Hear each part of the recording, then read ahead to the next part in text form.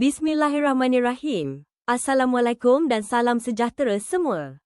Perkongsian pada kali ini adalah berkaitan dengan novel tingkatan 2, iaitu Darah Titik di Semantan. Novel ini mengisahkan perjuangan Datuk Bahaman menentang penjajahan Inggeris di Semantan. Datuk Bahaman dibantu pengikutnya seperti Zahid, Mat Lela, Imam Perang Weh, Awang Ishak dan Datuk Panglima Raja. Pada masa yang sama, Mat Kilau dan Tok Gajah juga merupakan penggerak kebangkitan rakyat di negeri Pahang untuk menentang penjajahan pihak Inggeris.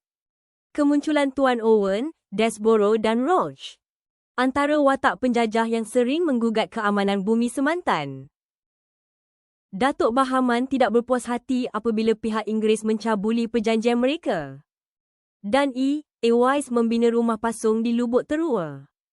Penduduk berasa marah dan ingin menyerang pihak Inggeris. Berita ini sampai ke pemangku residen British di Pahang, Hugh Clifford, dan mereka mendesak Sultan Pahang melucutkan pangkat Datuk Bahaman.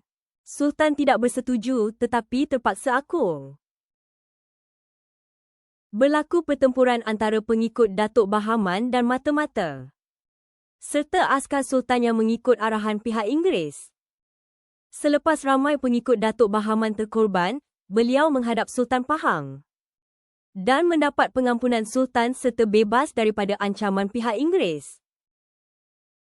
Mat Lela ragu-ragu dengan perkara tersebut dan akhirnya mereka dikhianati oleh askar-askar Sultan yang telah menembak Mat Lela dan Awang Muhammad.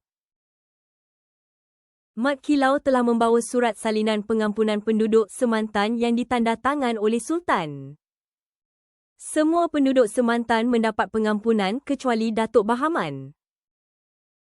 Askar-askar Sultan dan pihak Inggeris yang diketuai oleh Wise mencari Datuk Bahaman, tetapi tidak dijumpai. Mereka bertindak untuk membakar rumah penduduk kampung dan membunuh beberapa penduduk. Datuk Bahaman kembali ke Lubuk Terua dan membunuh musuhnya akibat kejadian tersebut. Datuk Bahaman kemudian bersatu dengan Tok Gajah dan Mat Kilau. Selepas kejadian tersebut, Zahid tidak bertemu lagi dengan mereka. Setakat itu saja perkongsian pada kali ini. Semoga bermanfaat buat semua. Terima kasih.